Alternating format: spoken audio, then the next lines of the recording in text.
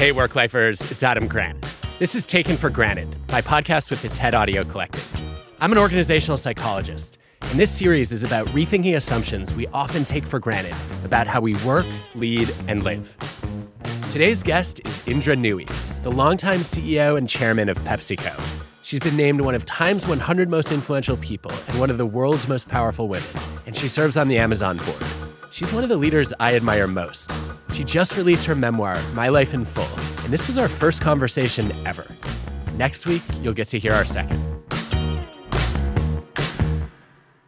How are you, Adam? Any questions or comments before we dive in? No, I'm nervous like hell not to look stupid in front of you. I think you've already cleared that bar a few times in your career. You've retired as CEO of PepsiCo. I think at this point you can't make any mistakes. Well, Adam, I'm still learning from people like you. So thank you for inviting me to your podcast. Well, sentiments are mutual. I finished reading the book last night, and it is remarkable in how candid you are and how much you open up about your whole life. It really caught me off guard. Oh, thank you. It's a tough journey to talk about because you sometimes bury a lot of the things from the past and you don't talk about it. And then when you have to write it, you realize that one experience led to another experience, led to another experience, and they all link. And you're a product of all your experiences. One place I wanted to start is just with the contradictions in your own upbringing. I thought it was just riveting that on the one hand, you grow up in this conservative home in India where you have separate living rooms for men and women. Your parents had an arranged marriage. What was that like? In those days, growing up in India and that environment you just talked about was the normal environment. Nobody's parents hugged them or told them, I love them. I think it's almost like a new phenomenon to have parents hug and kiss and say, I love you. The emphasis was on providing a stable home life, creating a frame, giving you freedom within the frame. But at the end of the day, it was, how do we give you the wings to fly and teach you to fly? And that's about it. And there was nothing else involved. And if you had any concerns or issues you wanted to talk about, everything resorted to, okay, go pray or just ask God to give you a way forward. So that was the upbringing we had. We never questioned it because there wasn't another model we could look at, you see? So we never questioned it. I love the question that your mom asked you when you were growing up. It wasn't, what do you want to be? What was it? It was more, how are you going to change the world? She always pushed us to say, what do you want to contribute to the world? How are people going to remember you? My grandfather was the same way. He'd say, if you're not going to make a difference in anything you do, don't do it. Why bother to waste your time doing it? So it was always this notion of think of a broader society, a broader canvas, and how you can draw a picture that people appreciate on that broader canvas. It seems like early in your career, that canvas was mostly about solving problems in businesses. Did it feel like there was a disconnect between what's my contribution and sort of, wait a minute, I'm making companies more profitable, but am I really making an impact in a meaningful way? Interestingly, when I was selling thread as my first job, you can say, what the hell is purpose and thread? But I didn't look at it that way. I was selling thread to those cut and sew shops, which were 5 or 6 tailors making Madras cotton shirts to export. That was their livelihood. And I looked at the thread as making or breaking their livelihood because the color had to match, it couldn't run. So I had a deep sense of responsibility about those spools of thread. Purpose-filled projects kept me whole. Whether it was selling feminine protection to women and giving them more liberation without a belt in their personal protection was a big thing. In India, selling branded personal protection itself was a big liberating factor for women. And that gave me a sense of, great emotional involvement in that project. So if you really put yourself in each of these business situations, Adam, you do a better job than saying, how do I maximize value for this company? Because then you might cut quality, which is really not what the company is hiring you for. That mirrors so closely something that I've been telling my students for years, which is don't worry about the meaning and purpose you find in your early jobs. Go to the organization where you think you're going to learn the most, and the purpose and meaning will follow. That's exactly right. And you know what? If you're in a job where there's no purpose or meaning, think hard about how to inject purpose or meaning into it. And if you can't do it, then it's time for you to rethink what you want to do with your life. Well, needless to say, I'm a fan of this rethinking topic, and it's been a big theme throughout your career. Let's start in the early days. I think there's such a clear portrait of you in your 20s and 30s as a voracious learner. Hiring outside experts to teach you about artificial sweeteners and paper and how a car works. I have not seen anybody in their 20s and 30s do that. What drove you to engage people to teach you about things that you didn't necessarily even need to know to be effective in your job? Well, I just didn't even know how to do my job without knowing something about the underlying business, the technology, the details. Doesn't matter if you're sort of in a middle management position. At the end of the day, you have to start at the bottom because you've got to understand why people are doing what they're doing before you can make decisions that impact their life. So when I started with paper, when I was in consulting and had to learn about next generation technologies, how do you know about next generation technologies if you don't understand the basics of how does a tissue machine work, a paper mill work? Where could the technology innovation come from? I honestly believe business people should overlap with technologists, with R&D people, not just sort of superficially touch them. Because you've got to overlap and understand what they're doing, and they've got to overlap and understand what business is. And the best example I'll give you, Adam, is when I was co-chairing Reopen Connecticut for COVID. I was co-chairing it with an epidemiologist, a public health guy, Albert Coe. He knew he had to learn about business, and I had to learn about epidemiology. So we both invested enormous time in learning each other's disciplines because we wanted to understand the impact on lives and livelihoods. And I think that's the philosophy everybody should adopt because when you try to skate over issues, you come across as, just being in a job as opposed to being involved in the job, wanting to make a difference. And so I still feel that way about everything I do. I wonder if you could just give our listeners a couple sentences to summarize your early career. Yale, I did my summer job at Booz Allen Hamilton at that time in Chicago. Loved consulting. A consulting bug bit me. But then BCG was considered the strategy guru of those days. And so when I graduated, I joined BCG, spent 6 years at BCG, loved it. Then I was in a dreadful car accident that caused me to leave consulting. Went on to work at Motorola for an incredible mentor, a German guy who didn't care whether you're male, female, whatever ethnicity, he only cared about the work you did. And really gave me all the wings I needed to perform and do well. And I followed him from Motorola to ASEA Brown Boveri, moved to the New York area, worked there for 4 years. And when he left ABB, I decided not to follow him again. And PepsiCo hired me out of ABB in 94. And I spent 25 years in PepsiCo. I started off as head of corporate strategy. In 99, I became CFO. In 2000, I became president and CFO. 2006, I became CEO. 2007, chairman and CEO. And 12 years after I became CEO, I stepped down. When you joined PepsiCo, it was sort of an unusual place for you to be because you're a vegetarian. And at the time, they owned Kentucky Fried Chicken and Taco Bell. Did you experience a conflict between your personal values and the organization's values? Well, when I joined PepsiCo, I actually told Wayne Calloway and Bob Detmer, the people who were responsible for hiring me, and Roger Enrico, who had come back to run restaurants, saying, hey, I'm a vegetarian, and how am I going to help with these restaurants? They looked at me and said, we didn't hire you to develop the menu. We didn't hire you to taste the products. So what's with you? We're asking you to think about the economic drivers of value. How do you make money in restaurants?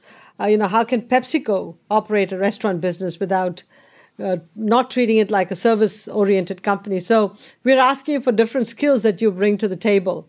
And then I realized that my urge to get into the details, was getting in the way because I had to get into the details in a different way rather than try to get into, it's like when I was selling thread, Adam, I never went and learned to sew. So that was the same thing. You have to focus on the details that make a difference to your job, not the details of everything. And yet, after a few years, you ended up setting up a health and wellness advisory board and said, we need to do something about nutrition. And it sounded like initially you got people on board, but then the Frito-Lay president kind of dismissed the idea and you ended up dissolving it. What happened there? Well, this was, I think, in 98 or 99, maybe 98. when I was looking at the trends, I said, we've got to do a massive push in health and wellness. And pulled a guy out of one of the businesses, put him in charge of health and wellness at the company level. We put a health and wellness advisory board and built a retail store inside one of the conference rooms with healthy products. And I was so proud of it. And I thought if I showed all this to our CEO and division presidents, they'd fall in love with it. And some of them did. Some of them said, this is just not PepsiCo. You're taking us too far away from our core. And the time is not now, and you're wasting our time. Sometimes you reflect back on some of your failures. I should have stuck with it.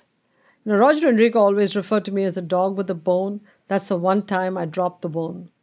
In my world, at least in organizational psychology, what you're describing is often called issue selling, where employees take on a personal passion and then they try to convince the organization that it matters. What have you learned about how to sell an issue effectively? You've got to be engaged in that issue, head, heart, and hands. Very often people just articulate an issue and try to get buy-in without being emotionally committed to the issue. And the way you commit yourself emotionally to the issue is convincing yourself, the right decision makers, like the board in my case, that this way to address the issues is the best way to future-proof the company. So you're not doing it because you have a pet project. You're doing it because this is the way to make sure the company is going to be successful.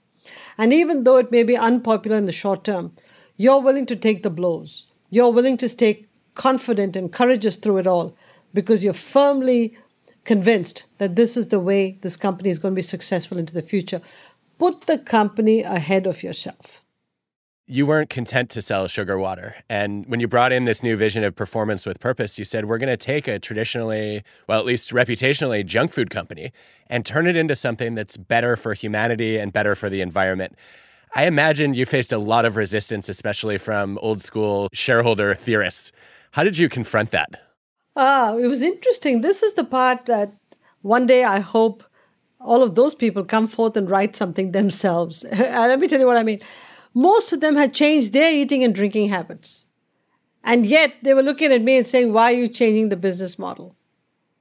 And I just look at them and say, what are you all drinking again? They would all be drinking Diet Pepsi, Pepsi Max, Aquafina. And here they're talking to me about why didn't I put more advertising behind regular Pepsi? Why am I not selling more regular Pepsi? So I try to tell them that they're also consumers. Just because they're investors didn't mean they were not consumers. And most of the consumers out there were very much like them. I also told them that there was regulation in many countries, which I didn't like, because when there's regulation on your products, it creates a negative cloud on your products. I didn't like that at all. So I wanted to stay a step ahead of the regulation and say, let's make the changes before governments mandate changes. And let's do it because it's the right thing to do. It's the right thing to do because that's how you create the good company.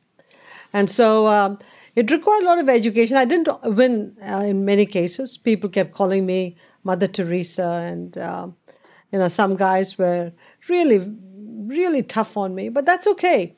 There was one guy, a major analyst at an investor, big mutual fund, who was incredibly critical. And about 4 years later, he dropped off a DVD in my office on why you shouldn't consume too much sugar. And that was his way of telling me, I made a mistake then.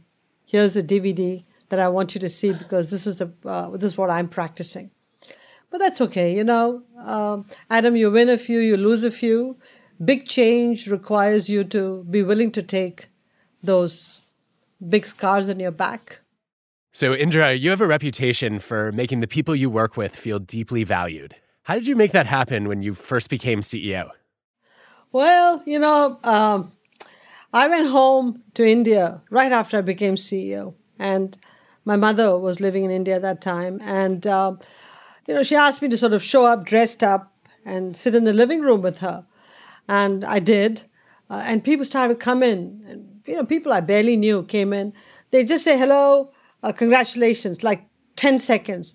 And they'd go sit with my mom and tell her, you did such a good job bringing up your daughter. She's brought pride to the family, pride to the country. You should feel so good. But then it made me think to myself and say, hey, once you turn 18, You don't get a report card on your kids. So I came back and I said, you know what, since my direct reports and their direct reports, the top two levels of the company, have already made it, it's going to be a good report card. So let me write to the parents and say, thank you for the gift of your child to PepsiCo. So this was not a form letter, though. It was about 6 paragraphs. 3 paragraphs talked about why I'm writing them this letter. I didn't want them to get upset or worried or, why is the chairman writing to me? 2 paragraphs are very specific to that executive. Very specific, what they were contributing, why I thought they were fantastic. And then there was a closing paragraph. And I copied the letter to every employee because sometimes parents didn't speak English, and I wanted to make sure that when they saw the word chairman, they didn't get scared. And it was the best thing I did, Adam, because over my time at PepsiCo, I wrote about to 400 executives. Wow. I wrote to the spouses and the parents. And I have to tell you, the relationship that was set up between me and the parents was just unbelievable. And the executives just loved the fact that their parents now had something to celebrate about their kids on a regular basis. I remember one story of an executive who was of Indian origin. He said to me his father made 100 copies of the letter, sat at the ground floor of the apartment building they were living in. And everybody from the building who came home from work, he gave them a copy of the letter and said, I want you to see what the chairman of PepsiCo thinks of my son. So there was that level of pride that they had. And many, many executives in American companies who read that and then started to write to parents of their executives said that it was one of the most emotionally amazing things they've ever done for their employees. What an incredible way to show people just how much you value them. So I think it's, it won't be a surprise to anybody who knows you that you have a reputation for being extremely caring and having real concern about the people who work for you. You also, early on, ran into some roadblocks around being very direct and blunt. I think you would say things like, well, that strategy makes no sense. And you were warned at some point that you had to change your delivery a little bit. How did you adjust, and what was that like? I struggled so much. Even today, I struggle with that because I thought being pithy in the fewest words, giving feedback was the right thing to do.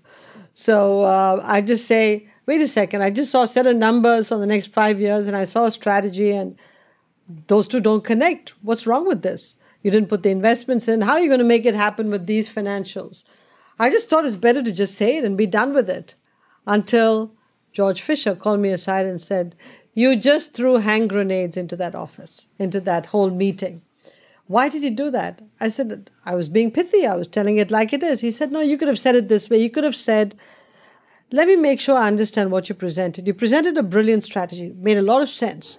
But don't you think that could, require more investments?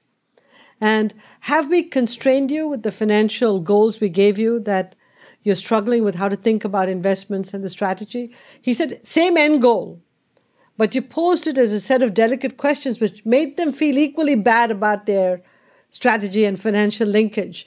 But they didn't go out saying, who the hell is she to beat us up this way in public and make us feel about this small? So I learned to use 10 more words to convey my message. And I think it was the best lesson I learned because I think you've got to think about the message you're sending and also how you're sending the message. Because ultimately, you're talking to people, not to machines. Indra, I have to tell you, I'm torn on this. On the one hand, yes, of course, we should try to find the most effective way to deliver the message. On the other hand, this is such a classic example of the double standard that women face. I don't need to tell you this, but empirically, there's such a clear backlash against women who are assertive, and the same behavior among men just gets celebrated. So is there a risk that these kinds of adjustments just reinforce outdated gender stereotypes? You know what happened after this advice I got from George? I started to watch every piece of feedback that the man was giving, every male leader. I'd make a note. How would I have communicated the message versus how did XYZ communicate it? And I said, wow, I'm really learning because this is a different way to talk and act. Again, goes back to mentorship. George wanted me to succeed. He wanted people to listen to me. He said, here's a competent person. What if I gave her the tools to communicate her messages differently? Role play it out for her. And maybe she will be more accepted. She was already accepted, but I want her to be respected as she moves along and not shut out of meetings. But you are right in that Women are usually, badged as too emotional, too passionate, too high-pitched. All of those badges and labels are given to women.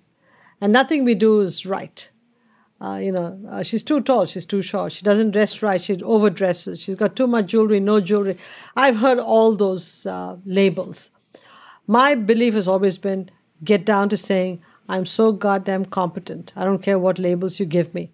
I thought some of the ways that you responded to bias, in some cases gender bias, in some cases prejudice, because you're a woman of color or an immigrant, were just incredibly eye-opening.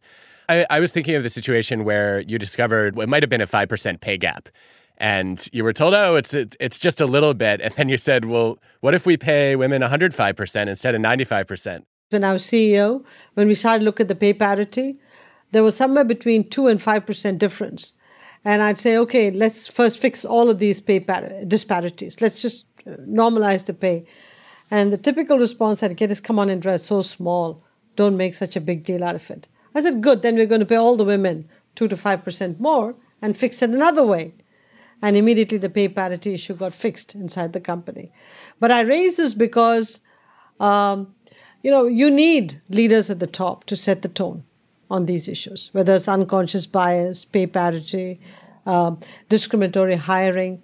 If the tone at the top does not talk about creating a level playing field for everybody to bring their whole selves to work and not feel like their confidence is being stripped away because of funny behaviors, then why are we leaders? Indra, it's got to be much easier to speak up about these issues when you're the CEO. How did you handle them before you got to the top? It was actually, we were sitting in the boardroom with our executive committee. I was not CEO at that time. And every time, it was not just once, several times, every time I said something, it was like, Indra, good idea, but, it's just too theoretical. I'm like, I the same thing one of the other guys would say, and the CEO would look at them and say, that was a brilliant idea. So I said to myself, hang on a sec, didn't I just say that? I was thinking to myself. So I said, okay, I'm going to try something out for size. So the next time I was going to say something, I turned around to one of the executives and said, hey, could you just mention that we could perhaps approach this problem this way? And he said, why can't you say it? Because if I said it, it's going to be too theoretical, but if you said it, it's going to be brilliant. So go ahead and say it. And that was the last time I had to do that. Wow. Now, but let me give you the flip side. You have to have the confidence to be able to walk away from a job if things don't work out. If you don't have that ability, you've got to be careful about what you say. In our case, we lived beneath our means. And we said, we don't need to live like a president or a CEO. Let's just live in a way that we're comfortable with. And so we lived in the same house for 27 years at that time. And so we were very happy with that. So I could afford to say those things. And if I got thrown out of the company for that, I could afford to walk out and get some other job. I wouldn't recommend it for everybody. Indra, that goes to another question that I wanted to ask you, which is you must get just countless people wondering for advice about when do I quit and when do I stay? I get asked that question all the time. And I start off first figuring out if this person has marketable skills.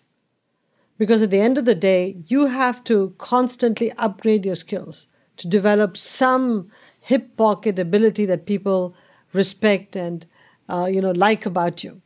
Because if you're just somebody who's a good pair of hands but doesn't have a outstanding skill that you're known for, you're less marketable. Unless the job market needs, just pairs of hands. So the first thing I explore is this person somebody that can afford to take this risk and walk out? Will they get another job quickly, especially if they need a job? Right? If you have that ability, then make sure that you're never put down at work. Never. If you're valuable on the outside, you're more valuable on the inside. And so I always probe for that. And then I give them advice on whether they should consider a move or consider doing something like quitting the job before they have another one. Because the worst thing you can do is to go and indicate that you want to quit, but don't quit. Because the day you indicate that, especially if you're not on the very, very top, the day you indicate you want to quit, you lose your credibility in the organization. You lose any leverage in the organization. Because people say, hey, she's already checked out. Don't do that. In fact, perform even better before you quit. So people really miss you when you leave. So I want to go back to your early career in India. You had a pivotal moment when you got a huge promotion offer, and then your mentor encouraged you not to take it. Can you tell us that story? I was, working in a British multinational called Toodles, or Metro Beardsell as it was called in India. And because of a textile strike, I left to go to work at Johnson & Johnson. I had a great career at J&J. And when I was there, the textile company came back and said, we want to give you a massive promotion and make you head of 60% of the company. Could you come back and run it? I mean, first of all, it was an incredulous offer because, I was too young to run this place. And here I was being offered that and would have been the first woman in such a senior job in most of Indian industry at that time. It was quite intriguing and frightening. But then at the same time, I'd applied to Yale School of Management and gotten admission into Yale. And the pull of the United States and what it stood for was also pretty significant. So I decided to talk to Norman Wade, who was my mentor from Metro Beardsell, and I said, Norman, thank you for giving me the offer, but I also have this offer to go to Yale. What do you think I should do? He just looked at me and he said, if I were advising my daughter, I would say take the Yale admissions.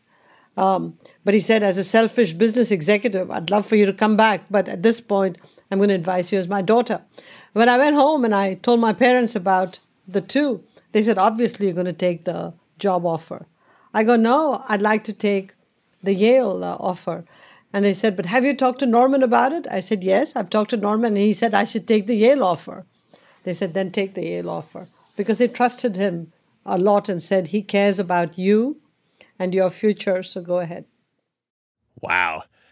So you have a mentor not only encouraging you to act against his own interest, but also helping to talk your parents into it. Well, you're now raising who is a mentor, what are the characteristics of a mentor, and who should be a mentor almost. Mentors should be confident in themselves. Mentors should care about people enough to say that I want them to soar, not just soar under my wing. Because that's kind of almost a captive relationship. Mentors don't want a captive relationship. They just want to see somebody soar. You want to give them the wings. You want to teach them. You want to teach them skills to soar. Mentors are confident people. And mentors don't think you're going to take their job. Mentors just know you're going to change the world. And in return, mentees have a job too. They have to respect their mentors. They have to seek their advice. And if you don't take their advice, go back and tell them why you didn't take their advice, because you've got to make mentors be part of your life. And so I think I was blessed with incredible mentors who each met these criteria. They were fearless in telling me what I did wrong. I don't think they complimented me when I did right, but they pushed me along. Well, this I think surfaces a couple things that I've always found interesting about management and mentorship. I've long believed that good managers try to create opportunities for people to grow and advance instead of keeping them stuck in a single job. But great managers will even create those opportunities to grow and advance if it means leaving the organization and going somewhere else that they put their people's interest above the organization's interest. And it sounds like that's been a hallmark of mentoring in your career. The classic example would be when we were doing the Quaker Oats merger and Steve Reinemund, the CEO at that time, or the incoming CEO, walked into my office and said, I need you to oversee the FTC process, the approval process for the Quaker Oats merger. I just looked at him and said, you've got to be joking. I know nothing about it. I'm not a lawyer. I've never done an FTC process. Ain't doing it now. He just kept looking at me and saying, need you to do it. Now, I look at it from my perspective at that time, I was already overloaded. Oh my God, not another job. From his perspective, if Indra understands the FTC process, any future deal, I know she'll approach it very responsibly, and I'll have ability to rest a bit because I know somebody very competent is overseeing it. He forced me to learn it. And he said, look, let me help you with your kids. I'll go pick them up if your husband is traveling. I'll help you in your family life, but learn the skill.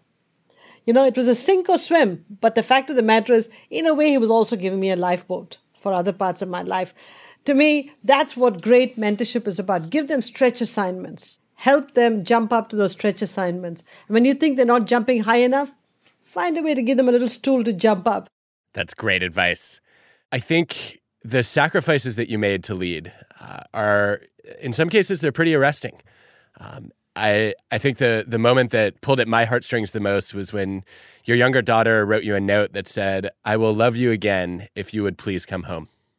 I still have it in my drawer. I look at it regularly. And the way she wrote, please, please, please, please, 7 times in her writing with a little cloud and butterflies, tugs at the heartstrings today, even today. My kids were never latchkey kids. My kids never were without a family member with them all the time. My kids never wanted for anything. If they wanted mom because they were ill or they needed mom, I was there. I would drop everything for my kids. But I wasn't there more regularly because the time that I was working, we didn't have FaceTime. We didn't have Zoom.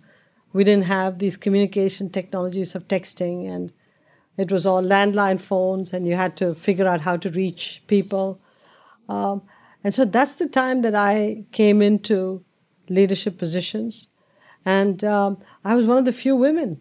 I was not going to let down women by not performing. So I felt like there was a weight of a lot of things. I had the weight of being an immigrant, the weight of coming from India. And I had this feeling in me I couldn't let my family down, couldn't let India as a country down because I represented the hopes and dreams of those people. And I never wanted to be viewed as anything but a very positive force in the United States, which welcomed me. So I had the weight of all three. And that's why I said I'm wired differently, Adam. All of these things weighed heavily on me. And so, yes, I had a lot of guilt. I had a lot of tug of heartstrings. And in retrospect, I wish I'd had more time with my kids, especially some ability to work remotely and job flexibility. If we had then the tools we have today, I would have gone home a few times earlier to meet my kids off the bus. So, I hope today's young people can balance all this better with some combination of flexible working or remote working and the ability to have families. I hope so too, in part because the evidence is clear, even before COVID, that as long as people are in the office half the week together, if they have flexibility the rest of the week, they're more productive, more satisfied, more likely to stay, and there isn't a cost to collaboration. And yet I am seeing so many CEOs make statements like, well, if you're not in the office, you are not engaged and you're not committed. Why are leaders having such a hard time coming around to rethinking this idea of the ideal worker? The biggest gap, I think, is all discussions on the future of work. Talk about robotics, technology, disruption from that. It does not talk about family. It doesn't talk about women, young family builders, who are all central to this idea of the future of work. Okay? If you don't have enough women in the workforce, you're not going to have jobs filled because a lot of the care jobs are going to remain unfilled. Especially when we have 10,000 people reaching the age of 65 every day in our country. So we better worry about women coming into paid work. Women are getting college degrees at 10 points higher than men. They've got a whole point of GPA more than the men in STEM disciplines. 70% of high school valedictorians are women. Today, in a knowledge economy, the country is going to succeed by having the best and the brightest come to work. So we have to give women the choice to come into paid work. We've got to grease the skids for them. Instead, what do? We put barriers up to them and say, if you have a kid, that's your problem. And that's why they're delaying having kids. So I come back and I say, the day we include families and women and young family builders in our discussions on future of work, I think everybody's sensibilities will improve. I think so too. I think one of the roadblocks that I'm seeing organizations run into is take an experiment that Nick Bloom did at the C-Trip call center in China, where people who were randomly assigned to work from home were 13.5% more productive, but they were half as likely to get promoted because they didn't have FaceTime with senior leaders. And I know that a lot of leaders are starting to worry about this disparity where, if people do have flexibility, if you're hybrid or you're fully remote, there's still going to be people, probably men, probably people without families at home, who end up with more of that FaceTime, and they're going to be advantaged unfairly. How do we solve that? I think we are in the most tricky part of that discussion right now. How is hybrid work going to work? Should you give people the choice to decide how to deploy their hybrid days, or do you mandate for groups of people to come in certain days and others not to come in other days? The only way it's going to happen is if office footprints themselves change. So that you basically say, we are going to say, come in only for 2 days, 3 days, you're not going to come in. It's going to help the climate. It's going to reduce our office footprint, whatever. The commercial real estate guys are not going to like what I'm saying. But the reason I'm saying this is because that's the only way you're going to avoid the men going into the office and the women staying home and working flexibly and having trouble balancing all of the priorities. So this idea of rethinking is something that I've been spending a lot of time on lately. And I'm not surprisingly frustrated that a lot of leaders are afraid of being accused of flip-flopping. Or they're showing these knee-jerk reactions like, but that's not the way we've always done it, or that's not my experience. How have you gotten leaders to open their minds a little bit? I loved when you wrote in the book that you had the courage to change your mind when the environment changed, and that was leadership. Look, any change program, I've seen that you're in one place. People think you're going to the completely opposite place. They think you're swinging the pendulum too far. And then their job is to get you somewhere in the middle. So I think it's sitting down and explaining to people that you're not swinging the pendulum all the other way to saying, no more working in person. All that you're saying is, let's enable family creation, good children to be nurtured and developed, people to be cared for. Again, bringing families and women and young family builders and care into the center of the future of work discussion will actually enable the younger people to have a voice in saying, we're not going from pandemic-induced staying at home to back to work fully. We're trying to come to this resting point in the middle which says, if we have another pandemic or an outbreak, we can handle it. But let's have this middle ground where in this moment of stillness from the pandemic, we rethought what our society could be. We rethought what our society could be. If we lose this incredible moment and don't rethink how we need to interact with us and what kind of societies and communities we want to build, shame on us, Adam. So Indra, what's something you've rethought as you reflect on your career as a leader, something you wish you could undo or redo? Two things. One is, what have I rethought in terms of undoing? And then what have I rethought about my life going forward? If I think back to my life, there's one program that we put in which my heart sort of yearns for it. That was the Pepsi Refresh project. Way back, right after the financial crisis, the guys came to me with an idea to say, what if we took the advertising we spend on Super Bowl and take more than half of it and put it against small grants we give to communities, which are crowdsourced, crowd-voted on, and let's just give the money we would spend on Super Bowl advertising on these projects. Call it Pepsi Refresh. Refresh your life. And people are hurting so much from the financial crisis. Let's rebuild communities. I thought it was a brilliant idea. Brilliant. And the first grant that was given, I still remember, was to a community where a bunch of kids with Down syndrome wanted to learn cheerleading. And they couldn't because they had Down syndrome. People excluded them. And in the crowdsourcing, they came number one and qualified for a grant. We gave them a check. The joy in the faces of these people. I mean, I went home and cried. But I say this because people criticized me saying, you lost 2/10 of a market share through this Pepsi Refresh because your competitor increased the advertising against their brand while you shifted it to Pepsi Refresh. There was even a Harvard Business School case. My point is that case should have been written saying, this is the model that the industry should have followed. Not question me for what I did at that time. When society was going through so much pain, why couldn't companies have leaned in more for more responsibly driven campaigns? I never understood that, Adam, and I never had the courage to stick with it because it was early in my days as CEO.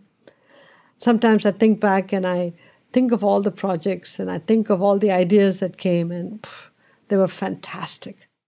That's great. And then moving forward, how have you rethought your life? So right now I'm not a prisoner of the earnings cycle.